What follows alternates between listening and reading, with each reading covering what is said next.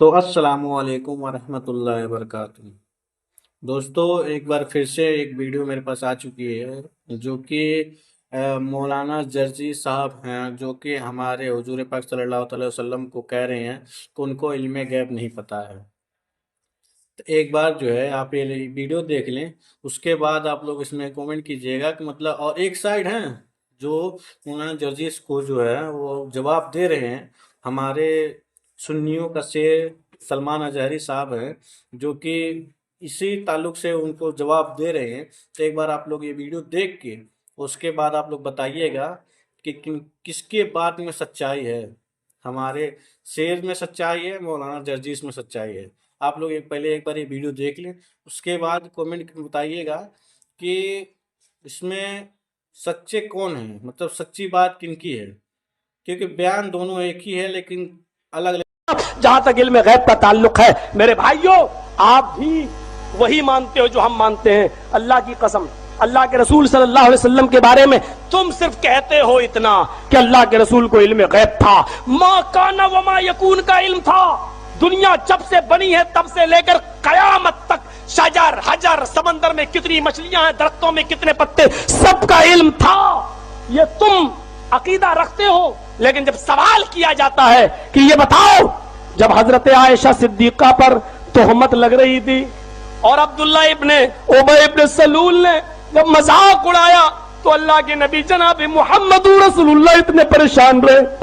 آپ کہہ سکتے تھے اے عبداللہ ابن ابی، تم جھوٹ بول رہے ہو، ہماری بیوی عائشہ پاک دامن ہے، پاک دامن، کیونکہ مجھے علم ہے، میں علم غیب رکھتا ہوں، مجھے معلوم ہے۔ اتنا بڑا الزام لگ رہا ہے۔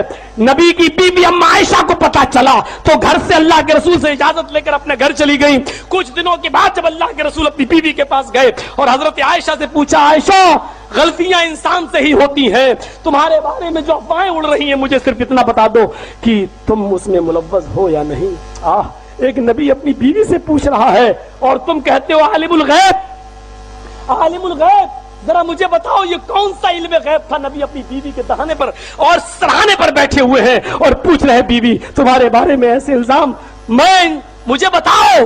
حضرت عائشہ ایک ہی جواب دیتی ہے، اے اللہ کے رسول، اگر میں آپ سے یہ کہہ دوں کہ ہاں میں نے یہ کام کیا ہے اور میرا اللہ جانتا ہے کہ میں اس سے بالکل پاک دامن ہوں، تو ابھی آپ فوراً میری بات مان لیں گے، کیونکہ یہ بات ہی ایسی ہے اور لوگوں نے اتنی اڑا دی ہے، اتنی اڑا دی ہے کہ اس کے بارے میں آپ کا دل جم گیا ہے۔ ابھی میں کہہ دوں ہاں مجھ سے یہ کام ہوا ہے تو ابھی آپ مان لیں گے، اور اگر میں یہ کہہ دوں کہ میں نے نہیں کیا اور میرا اللہ جانتا ہے کہ میں نے نہیں کیا، تب بھی آپ کو بھی اتنی جلدی یقین آنے والا نہیں، کیونکہ لوگوں نے اس کے خلاف بہت سی باتیں آپ کے دل میں بٹھا دی ہیں۔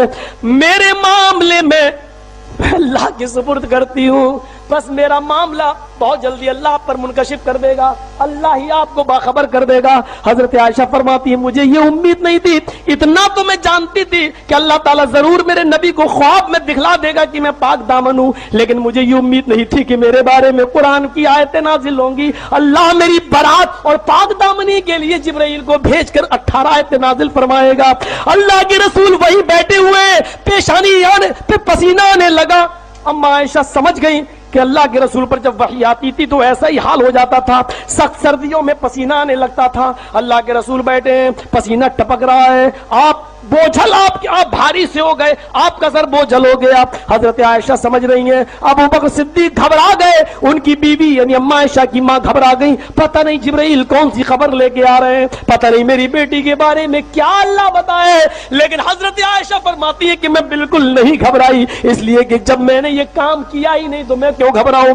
تھوڑی دیر کے بعد جب 18 آیتیں نبی کے اوپر نازل ہو چکی تو اللہ کے رسول مسکراتے ہوئے اٹھے، کہنے لگے، عائشہ خوش ہو جاؤ، اللہ تعالیٰ نے تمہاری پاک دامنی کا اعلان کر دیا، مجھے باخبر کر دیا، یہ آیتیں تمہارے بارے میں نازل ہوئی۔ حضرت عائشہ کی ماں کہنے لگی، اے عائشہ اٹھو، جلدی اٹھو اور اللہ کے رسول کا شکریہ ادا کرو۔ تم کیا جانو قادری صاحب، تمہارے چیلے اور چپاٹے کیا جانے، تم نے ان کو اتنا بے وقوف بنا دیا ہے۔ حضرت عائشہ نے جو جواب دیا تھا وہ تمہیں بتاتا ہوں، حضرت عائشہ کی ماں کہہ رہی ہیں تمہارے بارے میں قرآن کی آیتیں نازل ہوئی، اللہ نے پاک دامنی کا اعلان کر دیا، عائشہ تم نے اٹھو اور نبی کا شکریہ ادا کرو۔ حضرت عائشہ نے یہ کہہ کر ٹھکرا دی اپنی ماں کی بات، میں نبی کا کیوں شکریہ ادا کروں، میں محمد رسول اللہ کا کیوں شکریہ ادا کروں، یہ بھی تو انہی لوگوں کے باتوں میں آ رہے تھے، میں تو شکریہ اس ذات کا ادا کروں گی جس نے میری پاک دامنی کا اعلان کیا، میں بھی شکریہ اس کا ادا کروں گی جس نے مجھے پاک دامن ثابت کر دیا۔ بی بی رسول اللہ کے شکریہ کو ریجیکٹ کر رہی ہے اور اللہ کا شکریہ ادا کر رہی ہے، تم غور سے پڑھو تمہیں سب وہابی نظر آئیں گے۔ سورہ نور میں اللہ تعالیٰ نے جو احکام فرمائے، دیکھیں چند احکام میں بتا دیتا ہوں۔ اس سورے میں جو ہے ام المومنین عائشہ صدیقہ رضی اللہ تعالیٰ عنہ کی برات، آپ کی پاکی کا بھی ذکر آیا ہے۔ منافقین نے آپ پر تہمت لگائی تھی۔ ایک بار حضور صلی اللہ علیہ وسلم جہاد میں تھے، غزوہ بنی مستلق، وہاں سے واپسی کے وقت ام المومنین ساتھ میں ہوا کرتی تھی، کوئی نہ کوئی حضور کی زوجہ ساتھ جاتی تھی۔ تو واپسی کے وقت جب ام المومنین کی عمر بہت چھوٹی تھی، حضرت عائشہ صدیقہ رضی اللہ تعالیٰ عنہ کی عمر تقریباً 13-14 سال کے آس پاس تھی۔ واپسی کے وقت، جہاد سے واپسی کے وقت راستے میں ایک جگہ قافلہ رکا، تو اونٹ کے اوپر ایک کجاوا یعنی ایک خیمہ لگایا جاتا تھا ازواج مطہرات کے لیے، ام المومنین کے لیے پردے کا انتظام ہوتا تھا۔ وہ کیسا ہوتا تھا؟ ایک چھوٹا سا حجرہ، ایک جھوپڑی ٹائپ، اسے اٹھا کر کے رکھتے تھے، باندھتے تھے اونٹ کے اوپر، اور پھر جہاں اونٹ بیٹھ جائے وہ اٹھا کر کے پھر زمین پر رکھا جاتا تھا۔ تو کجاوا اٹھا کر کے زمین پر رکھا گیا۔ رات کو جو ہے وہاں قیام ہوا تھوڑی دیر کے لیے۔ ام المومنین اپنی حاجت کے لیے اتری، ان کا سونے کا ہار جو ہے کہیں گر گیا تھا، تو وہ ڈھونڈنے کے لیے نکلی، تو اتفاق سے جو ہے اچانک واپسی کا اعلان ہو گیا کہ چلو۔ تو صحابہ جو اٹھاتے تھے کجاوا، وہ خیمہ، وہ جھانک کر کے دیکھتے نہیں تھے کہ اندر ہیں یا نہیں۔ کجاوا اٹھایا گیا، اونٹ پر رکھ دیا گیا، ان کے دل میں یہ تھا ام المومنین اندر ہیں، بیٹھی ہیں، جبکہ ام المومنین عائشہ صدیقہ رضی اللہ تعالیٰ عنہ وہ اپنے گلے کا ہار کچھ ڈھونڈنے کے لیے باہر نکلی ہوئی تھی۔ قافلہ چل پڑا، چلا گیا قافلہ۔ حضرت عائشہ واپس آ کر کے دیکھیں، کچھ بھی نہیں، نشان بھی نہیں، سب جا چکے۔ تنہائی رات کی، کوئی وہاں پر راستے میں نہیں ہے، تو ایک جگہ اوٹ میں بیٹھی، نیند لگ گئی، آپ سو گئی وہیں پہ۔ اس وقت ہوتا یہ تھا کہ قافلے جب چلتے تھے تو کسی ایک صحابی کو پیچھے چھوڑ دیا جاتا تھا، وہ پیچھے سے چلتے ہوئے آتے تھے، قافلے کا کچھ بھی گرا ہوا سامان ہو تو وہ اٹھا کر کے لے آتے تھے۔ تو وہ پیچھے سے چلنے والے صحابی، قافلے سے ان کا ڈسٹینس ہوتا تھا تھوڑا سا۔ حضرت صفوان رضی اللہ تعالیٰ وہ پیچھے سے آ رہے تھے۔ صبح کا وقت تھا، انہوں نے دیکھا کہ یہاں کوئی خاتون سوئی ہوئی، قریب جا کر کے دیکھا تو کہنے لگے اللہ اکبر، یہ تو ام المومنین ہے۔ حضرت عائشہ صدیقہ رضی اللہ تعالیٰ عنہ کے قریب پہنچے تو بیدار ہو گئیں، پردہ کیا، پوچھا کہ ماں یہاں کیسے؟ کہنے لگی میں فلاں چیز ڈھونڈنے کے لیے نکلی تھی، قافلہ چل پڑا، میں رات کے اندھیرے میں اکیلی کیسے چلتی؟ حضرت صفوان رضی اللہ تعالیٰ عنہ اپنے ساتھ سفر میں ان کو لے کر چلے۔ مدینہ پہنچنے تک قافلے والوں کو پتہ ہی نہیں تھا کہ ام المومنین ہے نہیں کجاوے میں۔ بعد میں پتہ چلا کہ نہیں ہے، پوچھا گیا کہاں رہ گئی؟ پھر ابھی ڈھونڈنا شروع بھی نہیں ہوا تھا کہ حضرت صفوان کے ساتھ ام المومنین آ گئی مدینہ میں۔ بس اتنی بات تھی کہ منافقین جو تھے، جن کے دلوں میں کڑن تھی، جلن تھی، حضور سے بغض و عداوت رکھتے تھے، بات پھیلا دی، ارے نبی کی بیوی غیر کے ساتھ چلی گئی، محمد صلی اللہ علیہ وسلم کی بیوی صفوان کے ساتھ رات گزار کر کے آئی ہے، معاذ اللہ رب العالمین۔ بڑی بڑی باتیں ہیں۔ ماں عائشہ صدیقہ کی شان میں حضور صلی اللہ تعالیٰ علیہ وسلم کے پاس بھی یہ باتیں آنے لگی۔ حضور نے پوچھا اے عائشہ کیا معاملہ ہے؟ انہوں نے بتایا یہ معاملہ ہے۔ عمر بھی کم تھی حضرت عائشہ کی۔ رسول کریم صلی اللہ علیہ وسلم کو کئی لوگوں سے یہ باتیں سننے میں آئیں، تو حضور صلی اللہ علیہ وسلم نے حضرت عائشہ سے کچھ بات ہی نہیں کی۔ وہ وقت بڑا ڈیفیکلٹ تھا حضرت عائشہ کے لیے، بہت ڈیفیکلٹ تھا. آپ کہتی ہیں کہ میں رو رو کر کے آنکھیں سجا چکی تھی. حضور بھی اب بات نہیں کر رہے تھے. کہتے ہیں اے عائشہ یہ معاملہ میں اللہ کے سپرد کرتا ہوں. حضرت عائشہ اپنے گھر چلی گئیں. میں کیا چلی گئی؟ ان کے باپ ابو بکر صدیق بھی بات نہیں کر رہے ہیں رضی اللہ عنہ, کچھ نہیں کہہ رہے. حضرت عائشہ کہتی ہیں دن روتی تھی رات روتی تھی, اے اللہ میرا معاملہ سب کے سامنے صاف فرما دے, کیونکہ لوگوں نے الزام لگایا ہے, تہمت لگائی, عزت کی بات ہے, لیکن میرے آقا جانتے تھے کیونکہ وہ عالم الغیب ہے. حضور جانتے تھے, لیکن یہ ایک آزمائش چل رہی تھی. دیکھیں کبھی کبھار صبر کی ضرورت ہوتی ہے, یہ میرے آقا کی زندگی سے ملتی ہے چیز. حضرت ابو بکر کو چھوڑ کر کے حضور صلی اللہ علیہ وسلم نے دوسرے صحابہ کو بلانا شروع کیا. حضرت عمر سے پوچھا, عمر عائشہ کے بارے میں ایسی ایسی باتیں سننے کو آ رہی ہیں, تمہارا کیا خیال ہے؟ آگے بڑھتے ہیں, کہتے ہیں یا رسول اللہ صلی اللہ علیہ وسلم, اللہ تبارک و تعالیٰ نے قرآن میں آپ کے گھر والوں کے بارے میں یوں فرمایا, ہر طرح کی برائی کو آپ کے گھر سے دور کیا ہے. اگر عائشہ کے اندر برائی ہوتی تو کبھی مولا آپ کو نکاح کا حکم ہی نہیں دیتا, ہو ہی نہیں سکتا.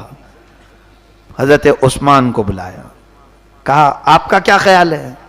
کہتے ہیں دیکھیں کتنی پیاری بات ہے, یا رسول اللہ صلی اللہ علیہ وسلم, اللہ نے آپ کا سایہ زمین پر نہیں ڈالا تاکہ کسی کا پیر نہ پڑ جائے, رسول کے سائے پر کسی کا پیر نہ پڑ جائے. کیا وہ مولا آپ کو ایسی بیوی دے گا جس کے اندر غلاظت ہو ہی نہیں سکتا یا رسول اللہ. حضرت علی سے پوچھا آپ کا کیا خیال ہے؟ عرض کرنے لگے یا رسول اللہ صلی اللہ علیہ وسلم, جہاں تک عائشہ کی بات ہے لوگ کہہ رہے ہیں ایسے کہ آپ کے گھر والی, آپ کی خاتون, آپ کی بیوی ایسی.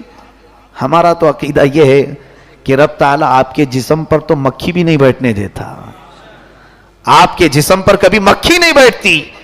عائشہ اگر ناپاک ہو تو آپ کے گھر میں مولا کیسے رکھتا؟ نہیں ہو سکتا. صحابہ نے بڑی فضیلتیں بیان کی. حضور صلی اللہ تعالی علیہ وسلم جو اس وقت ان سب سے پوچھ رہے تھے, یہ بھی جو ہے ایمان اور نفاق کی بات تھی. کچھ لوگوں کو بلایا اور باری باری پوچھ رہے تھے. پوچھا آپ کا کیا خیال ہے؟ تو ایک صاحب نے کہا ہاں لوگ کہہ رہے ہیں, ہو بھی سکتا ہے نہیں بھی ہو سکتا ہے, کیا معلوم, اندر کی بات ہے. یہاں سمجھ میں آ جاتا ہے دل میں جو چیز ہے نکل آتی. یہ ایمان کی پرکھ ہو رہی تھی یہاں پر, جانچ ہو رہی تھی. ایمان اسی کو کہتے ہیں, رسول کی ذات سے کوئی چیز ہو تو ناپاک ہو ہی نہیں سکتی. عقیدہ یہ کامل ہونا چاہیے. تو جتنے لوگوں نے یہ کہا تھا پہچان لیے گئے وہ کہ کس کے دل میں کیا ہے. ہاں لوگ تو کہہ رہے ہیں, اور عائشہ رات کو کیوں گئی تھی, ایسے ایسے باتیں بھی کچھ لوگوں نے کی. لیکن جو صحابہ تھے, اہل ایمان تھے, ان کو اللہ نے مضبوط ایمان عطا کیا تھا. چند دن ایسی گزرے, ایک مہینہ گزر گیا, تب اللہ تعالیٰ نے جبرائیل امین کے ذریعے آیتیں بھیجی.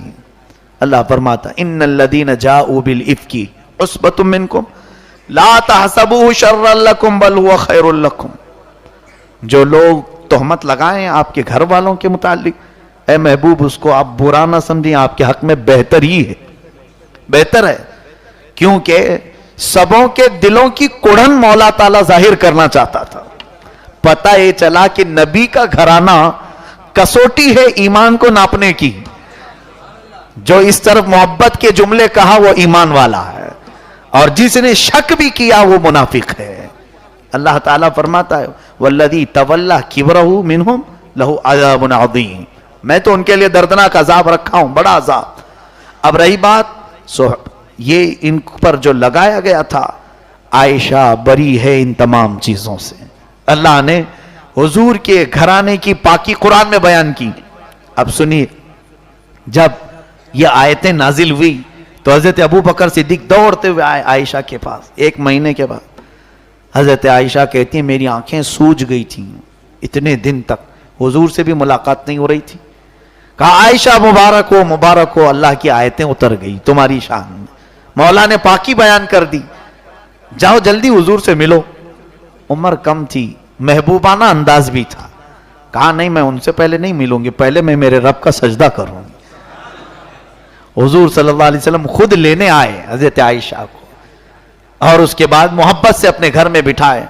अब उसके बाद फरमाया, आयशा हुजूर अगर चाहते तो पहले ही दिन कह देते मेरी आयशा पाक है, लेकिन लोग ये कहते अपने घर वाले की बात कर रहे हैं, अपनी बीवी की पाकी तो हर कोई बोलेगा।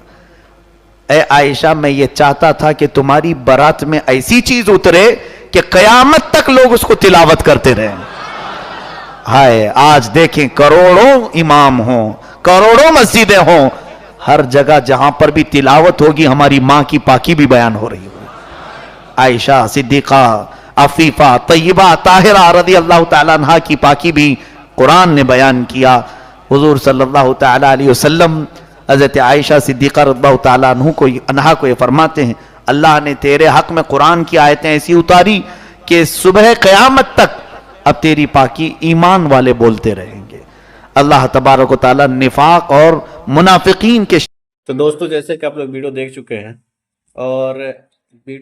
हैं और आप लोग कमेंट कीजिएगा कि मतलब सलमान अजहरी साहब का जो है बयान सही है या ये मौलाना जर्जी साहब की बात सही है, जो कि हमारे हुजूर का कह रहे हैं कि हमारे हुजूर पाक सल्लल्लाहु अलैहि वसल्लम को इल्मे गैब नहीं पता है। ठीक है। और इसके जवाब में जो हमारे सलमान अजहरी साहब बोले हैं, एक बार ये वीडियो तो देख चुके हैं आप लोग फैसला कीजिए कि मतलब सच कौन है। मेरे तरफ से मतलब मैं जहाँ तक जानता हूँ सलमान अजहरी साहब जो हैं, इनका बयान सच है और ये जो मौलाना जर्जी साहब कह रहे हैं इनकी बात गलत है मेरे हिसाब से। बाकी मैं पढ़ा लिखा नहीं हूँ, आप लोग फैसला करके बताइएगा, आप लोग कमेंट करके बताइएगा मतलब सच कौन है, सच्ची बयान कौन है। और मुझे भी पता